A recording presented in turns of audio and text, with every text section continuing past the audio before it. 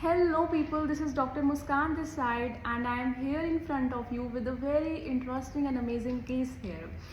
The patient is of dengue fever but with different complication this time. Let me take you towards the journey of this case. Here is 60-year-old male who came to ER in the Sharda hospital with that was of fever, pain in abdomen, vomiting since 3 days. There was history of hematomasis, that was blood was present in vomitus. On arrival to ER, his vitals were normal. We did the primary survey, that was ABC, air was patent, breathing assessment was normal, that was respiratory rate 18 per minute and SpO2 98% on room air. Circulation was also normal. Pulse rate was 82 per minute, BP was 132 by 94 mmHg. Sensorium was alert, GCS score was 15 by 15, that was E4, V5, M6. RBS was 306 mg per dl, and from that we came to know that patient is diabetic and he is on and off medications of diabetes. That tablet was Glamitasar. Hello people, this is Dr. Muskan this side and I am here in front of you with a very interesting and amazing case here. The patient is of dengue fever but with different complication this time. Let me take you towards the journey of this case. Here is 60-year-old male who came to ER in the Sharda hospital with that was of fever, pain in abdomen, vomiting since 3 days. There was history of hematomasis, that was blood was present in vomitus. On arrival to ER, his vitals were normal. We did the primary survey, that was ABC, air was patent, breathing assessment was normal, that was respiratory rate 18 per minute and SpO2 98% on room air. Circulation was also normal. Pulse rate was 82 per minute, BP was 132 by 94 mmHg. Sensorium was alert, GCS score was 15 by 15, that was E4, V5, M6. RBS was 306 mg per dl, and from that we came to know that patient is diabetic and he is on and off medications of diabetes. That tablet was Glamitasar. There is medical history of that patient. He is known case of coronary artery disease and he is on medication of isosorbide mononitrate, Ecosprin and metoprolol. Ejection fraction was reduced to 45%.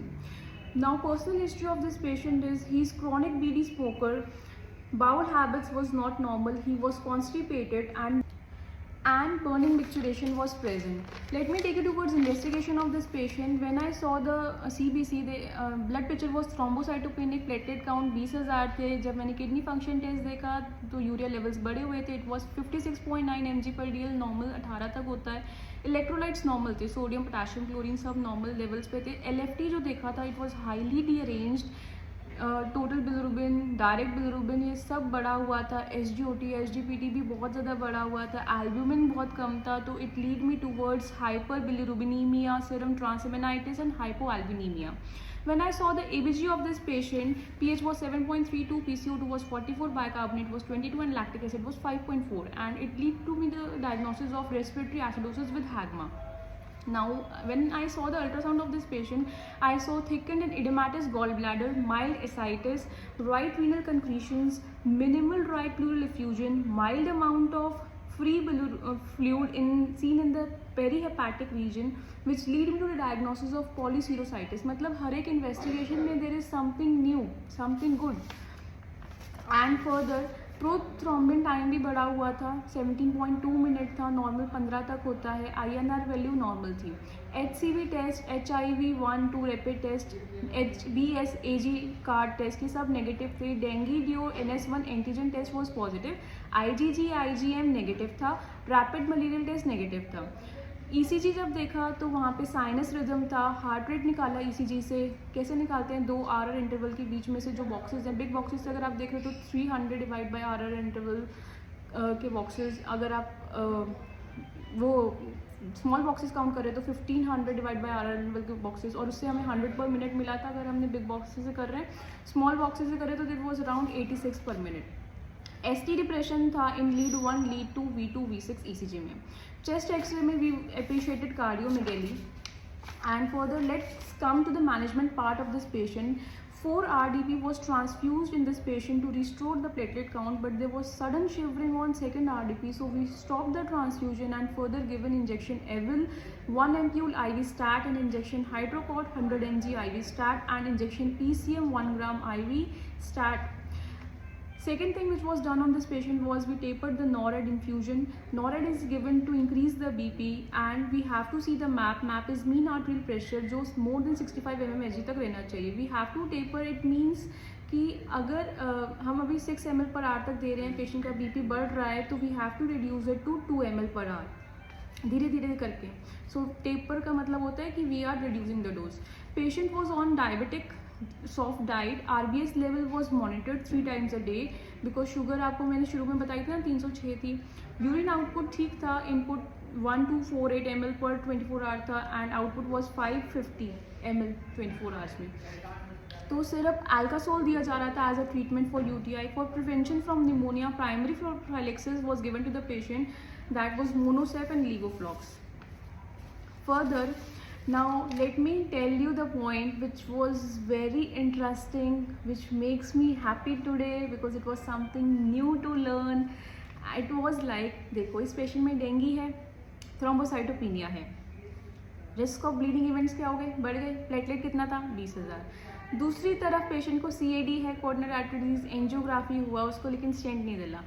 उसकी medications चल रही थी. कौन कौन सी, Ecosprin चल रहा था और मेटाप्रोलोल चल रहा था और एक और चल रही थी आइसोसॉर्बाइड मोनोनाइट्रेट चल रहा था. ठीक है. तो अब इस चीज़ के लिए, ताकि रिस्क ऑफ थ्रोम्बोटिक इवेंट्स ना हो, एंटी प्लेटलेट ड्रग चल रही थी. अगर यहाँ एक तरफ है कि यहाँ पे एंटी प्लेटलेट ड्रग चाहिए CAD के लिए, एक तरफ है ब्लीडिंग मैनिफेस्टेशन ना हो जाए, उसमें रिस्क ना बढ़ जाए, प्लेटलेट कम हो रहा था डेंगी में. तो अगर हम यहाँ पर एंटी प्लेटलेट ड्रग देते हैं तो प्लेटलेट और कम हो जाएगा. तो दोनों में से कौन सा रिस्क ज़्यादा है, ब्लीडिंग का रिस्क ज़्यादा है या फिर हमारा प्लेटलेट काउंट का रिस्क ज़्यादा है. वो एंटी प्लेटलेट जो हम दे रहे थे CAD के लिए, bleeding is more important than that giving of anti platelet drug for CAD. So for this patient we have stopped the antiplatelet for that time. So this was the best point I have learned in this patient. And further in this patient I want to tell you about the difference between dengue hemorrhagic fever, dengue shock syndrome and sepsis step. कि sepsis step means first of all patient goes into SIR, then sepsis, then severe sepsis and then septic shock. So let's start the journey of learning these new points. जब patient dinghy haemorrhagic fever में होता है तो सबसे पहले उसको क्या क्या सिम्टम्स दिखते हैं. फीवर मिलता है, ठीक है, शुरू के 1 वीक में. हेमरेजिक मैनिफेस्टेशन होती है. कौन कौन सी मैनिफेस्टेशन होती हैं आपको एविडेंस मिल जाएगा जब आप टॉनिकल टेस्ट करोगे. तो आपको बहुत ज़्यादा PTK मिल जाएंगे, परप्यूरा मिल जाएंगे, एक्मोसिस होगा या फिर ब्लीडिंग मिल जाएगा गम से या फिर GIT से या फिर कहीं पे भी इंजेक्शन साइट से. वो कैसे पता चलेगा. पेशेंट से बोलोगे आपके दांत से खून आ रहा है तो बोलेगा हाँ आ रहा था. आप बोलोगे कि आपकी जो पॉटी आ रही थी वो कैसी आ रही थी, वो बोलेगा काले रंग की आ रही थी. तो उससे पता चल जाएगा कि GIT अपर GIT से ब्लीड हुआ है जिसकी वजह से ब्लैक टेल स्टूल्स आए हैं जिसको मिलीना बोलते हैं. तो अगर ये हिस्ट्री मिल रही है तो मतलब दिस इज़ हेमरेजिक मैनिफेस्टेशन. और तीसरा इज थ्रोम्बोसाइटोपिनिया. ऑफकोर्स अगर प्लेटलेट काउंट 1 लाख से कम है तो जब हमें 3 चीज़ें मिलती हैं, bleeding manifestations, your thrombocytopenia and fever, तो मतलब पेशेंट किस में है, डेंगी हेमरेजिक फीवर में है. अब अगर इससे अगली स्टेज आती है डेंगी शॉक सिंड्रोम. वो क्या होता है, जब पेशेंट को टेकिकार्डिया होता है, कूल एक्सट्रीमिटीज़ हो जाती है, डिलेड कैपिलरी रिफिल टाइम होता है, वीक पल्स, लेथार्जी या रेस्टलेसनेस होती है. ये जो साइंस है ना जो भी मैंने बोले, ये हमें ये बता रहे हैं कि ब्रेन में परफ्यूजन बहुत कम है. पल्स प्रेशर जब हम देखेंगे that will be less than 20. Diastolic BP will be 100/80. Hypotension मिल जाएगा, मतलब सिस्टोलिक जो प्रेशर मिलेगा that will be less than 80 mmHg in 5 years of age. अगर ओल्ड चिल्ड्रन है या फिर एडल्ट हैं तो 80 से 90. तो ये डेंगी शॉक सिंड्रोम के फीचर्स हैं. मतलब आपका you have to see the perfusion of the brain. अब तीसरी चीज़ जो इसमें आती है which is going towards the more worse side, that is your sepsis. Sepsis में पहला क्या शुरू कहाँ से होता है, ये SIR से. SIR is your systemic inflammatory response syndrome, जिसमें you have to see your temperature, respiratory rate, heart rate, WBC and your PCO2. Temperature कितना, मोर देन 100 है या फिर लेस देन 96 है, दोनों में ही we have to take care. Respiratory rate more than 20, heart rate more than 90, WBC अगर 4000 से कम है या 12000 से ज़्यादा है, and PCO2 less than 32. ये है SIR का, आपको कैसे देखना है. जिसमें 5 पॉइंट्स है, your temperature, pulse rate, respiratory rate, WBC and PCO2. Second comes your sepsis. Sepsis में आपको SIR के साथ कंफर्म इन्फेक्शन मिल जाएगा. सीवियर सेप्सिस में आपको सेप्सिस तो मिलेगा ही, SIR मिलेगा, आपको कोई इन्फेक्शन मिलेगा, साथ में कुछ ना कुछ एंड ऑर्गन डैमेज मिल जाएगा. हाइपोटेंशन में होगा पेशेंट, लेस देन 90 होगा उसका सिस्टोलिक ब्लड प्रेशर, और लैक्टेट का लेवल भी बढ़ा होगा, मोर देन 4 मिलीमोल पर लीटर. और जब सेप्टिक शॉक में जाने वाला होगा पेशेंट, तो सीवियर सेप्सिस होगा with persistent signs of and organ damage होगा, हाइपोटेंशन होगा यानी SBP will be less than 90 and lactate का level will be more than 4 millimole per litre. तो जब मेडिसिन राउंड चल रहे थे ना, तो मुझसे सर ने पूछा कि कैसे पता चलेगा इस पेशेंट को सेप्टिक शॉक है कि नहीं है, या फिर डेंगू हेमरेजिक फीवर है.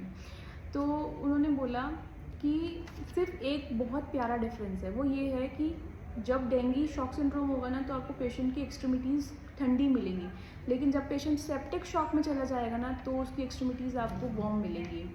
So I really enjoyed learning on this case, and I hope you have also enjoyed learning these points with me. So thank you. Dr. Muskan Bansal is signing off now.